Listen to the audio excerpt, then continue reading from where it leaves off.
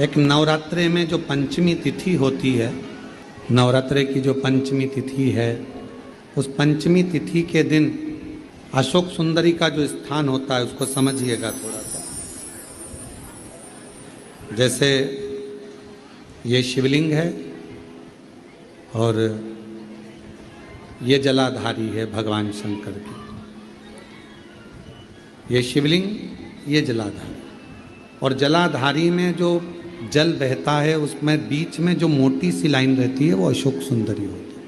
जैसे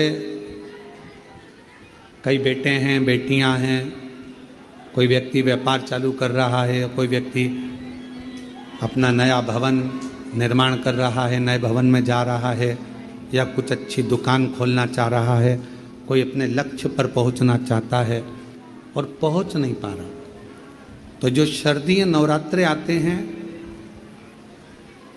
इस शारदीय नवरात्रे में जो माँ आद्य शक्ति की पूजन की जो पंचमी तिथि होती है, इस पंचमी तिथि पर अशोक सुंदरी वाली जगह पर, जो अशोक सुंदरी का स्थान है, वहाँ पर लाल पुष्प एक समर्पित करें।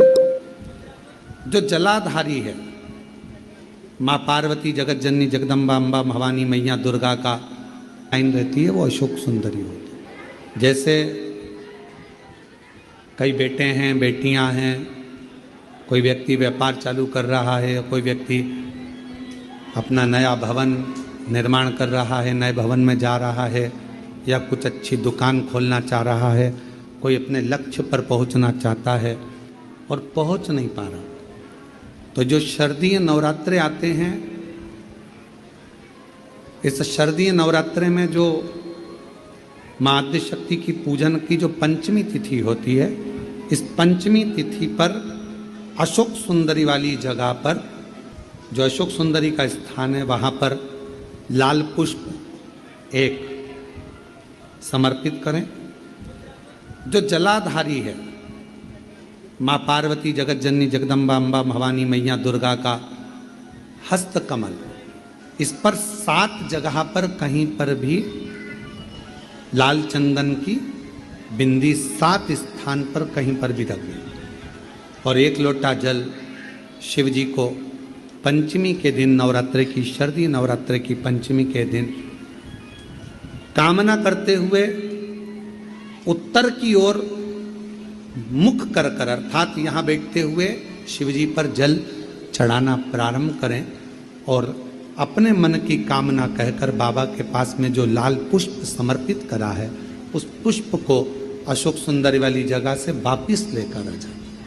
जिस लक्ष्य को आप पाना चाहते हो, अच्छी पढ़ाई कर रहे हो, खूब अध्ययन कर रहे हो, खूब मेहनत कर रहे हो, खूब पढ़ो, कोई दुकान खोल रहे हो, व्यापार चालू कर रहे हो, कोई नया कार्य चालू कर रहे हो, उस पुष्प को अपने स्पर्श कर कर या उस पुष्प का दर्शन कर कर आप एक बार जाकर देखो, आपको उस मंजिल तक माँ आद्य शक्ति, दुर्गा, भवानी, शिव पहुंचा कर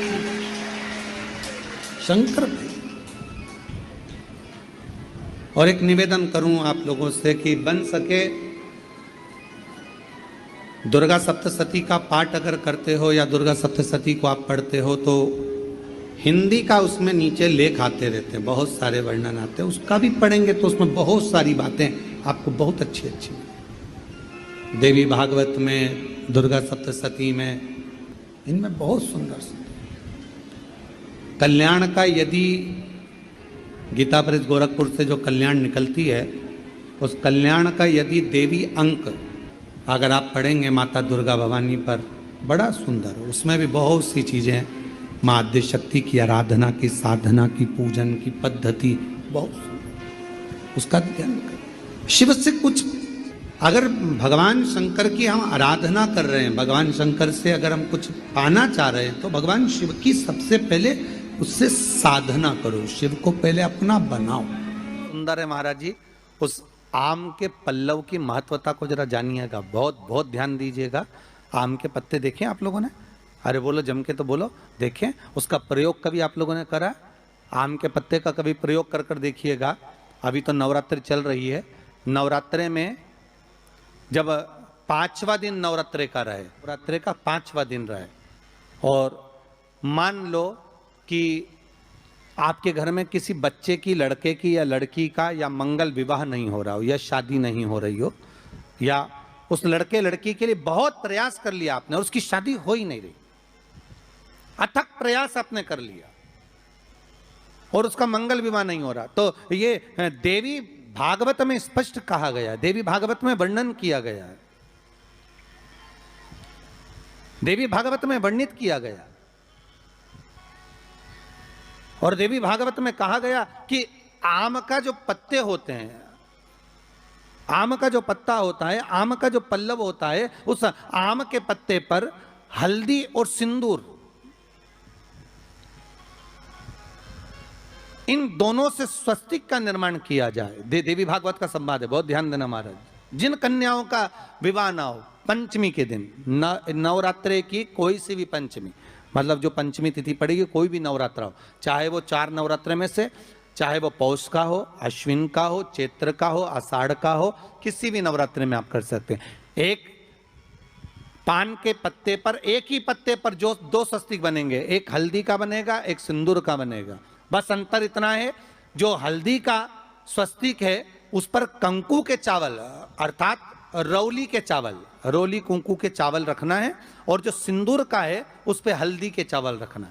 इतना रखकर जिस लड़का लड़की का विवाह नहीं होता उसकी हथेली पर रखकर उसका नाम और गोत्र बोलकर महाराज उसको ले जाकर नीम के पेड़ के नीचे उसको रख दिया जाता है। मात्र 3.5 या 4 महीने ऐसे रहते हैं जिसके अंदर उस लड़का लड़की का विवाह पक्का हो जाता है। जिसका विवाह नहीं होता केवल उसी के लिए,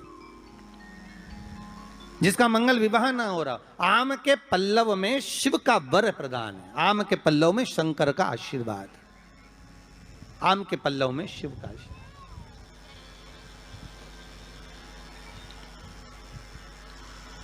भगवान भूत भावन भूतेश्वर मेरे शिव, मेरे करुणा सागर, मेरे शंकर, मेरे त्रिकालदर्शी, मेरे कैलाशी, मेरे भोलेनाथ स्वतः कह रहे हैं, अरे रति तुम रोती क्यों है, तुम्हारे रोने का कारण क्या है? प्रभु मेरे पति के साथ ये आम का पेड़ भी जलकर भस्म हुआ, आम का पेड़।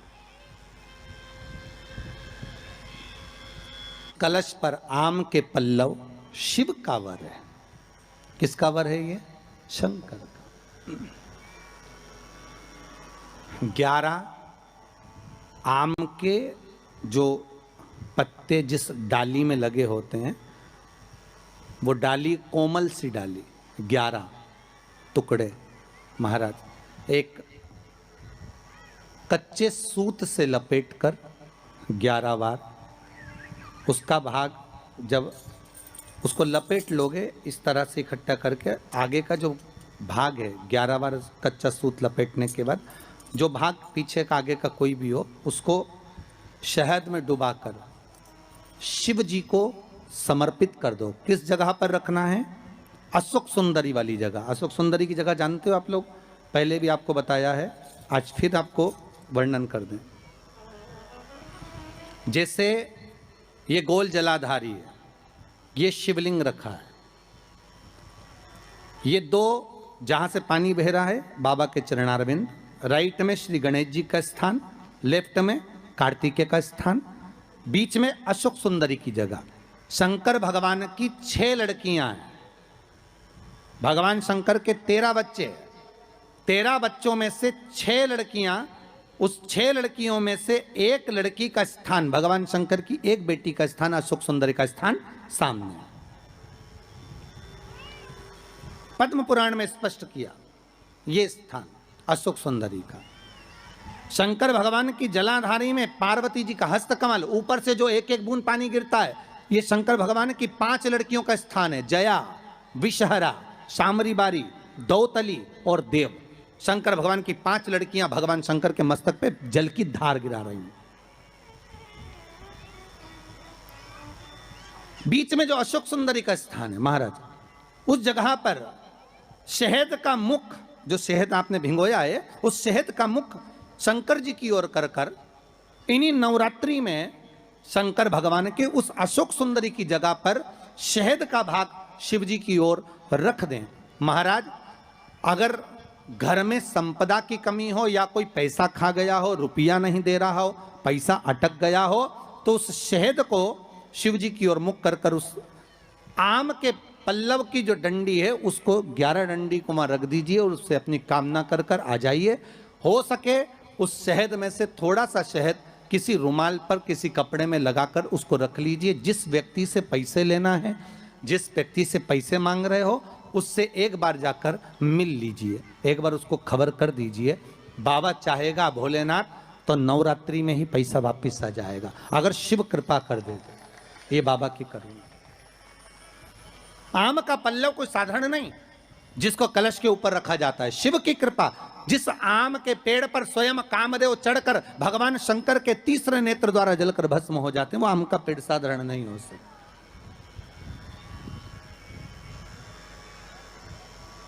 सहज नहीं है। और वैसे भी शिव शिव है महाराज। और कितनी महत्वता कलश की महाराज। जिनके घर में ज्यादा रोग हो, बीमारी हो, ज्यादा तकलीफें आ रही हो, कष्ट बढ़ रहा हो, बीमारियां बढ़ रही हो, या भय लग रहा हो, डर लग रहा हो, हृदय चित्त में कहीं ना कहीं आपको भय का भान हो रहा हो, तो एक लोटा पानी एक कलश में जल भर कर रख लीजिए और रात भर उसको रखे रहने दो। नवरात्र चल रहा है, उस कलश को रात भर रखकर सुबह सुबह उस कलश में एक बेलपत्र डालकर उस जल को नीम के पेड़ के नीचे, जहां नवरात्रि में नीम के पेड़ के नीचे सारी विद्याएं, आदि शक्तियां, सारी देवी उस नीम के पेड़ के नीचे विराजमान रहती हैं। उस कलश में एक बेलपत्र डालकर रात भर रखकर उस जल को पूरे घर में घुमाकर उस नीम के पेड़ के नीचे समर्पित कर दीजिए महाराज। घर में भय लगना बंद हो जाएगा, कोई बड़ी बीमारी आपको घेरेगी नहीं और उस बीमारी से, उस रोग से आप मुक्त रहेंगे। उस बीमारी से, उस रोग से आप मुक्त पाएंगे। वो बीमारी आपको घेरे। एक गूलर का फूल, एक घंटी वाला जो देवी जी को फूल चढ़ता है, जायसवन का बोलते हो, गूलर का बोलते हो, जिसका भी आप फूल बोलते हो, पुष्प लाल कलर का होता है, उसमें घंटी जैसा होता है, उसमें छोटे छोटे दाने से निकले। केवल एक पुष्प मां भवानी को जिस स्थान पर भगवान शंकर का शिवलिंग रखा हुआ है, ये जलाधारी जो है माता पार्वती जी का हस्त कमल है, किसी भी स्थान पर बैठकर एक पुष्प समर्पित कर कर मृत्यु मंजरी चक्र का स्मरण कर कर अगर नारी उस पुष्प को मंदिर के द्वार के बाहर बैठकर भी खा ले या घर पर भी खा ले, तो उसके रजो धर्म से जुड़ी हुई जो भी तकलीफें होती है या गर्भाशय में गांठ भी होती है, तो धीरे धीरे गलना प्रारंभ हो जाता है। कितना भी दुख, विपदा, कष्ट सम्मुख में खड़ा हुआ हो, कितना भी दुख, पूंजी धन की अगर आपको कमी पड़ रही है और ऐसा लग रहा है कि मेरे पास में कुछ भी नहीं, हम तो यहां तक कहेंगे कोई मकान बना रहे हो, बेटी का विवाह कर रहे हो, बेटे का विवाह कर रहे हो, कोई अच्छा कार्य कर रहे हो, धन संपदा की भी कमती दिखे, तो समय पर कांता भगवान का स्मरण कर, कांता चक्र का स्मरण कर, शिव और नारायण का नाम लेकर एक बेलपत्र, एक शमी पत्र, एक श्वेत पुष्प, एक लाल पुष्प दोनों हाथ में लेकर भगवान शंकर के अशोक सुंदरी के स्थान पर अगर समर्पित करा जाए तो संपदा की भी कमी नहीं आती। वो कांता चक्र है जो नारायण के। नवरात्रि में आप एक विशेष ध्यान रखें प्रत्येक नवरात्रि में कि हमें शंकर भगवान के शिवलिंग की पूजन करना।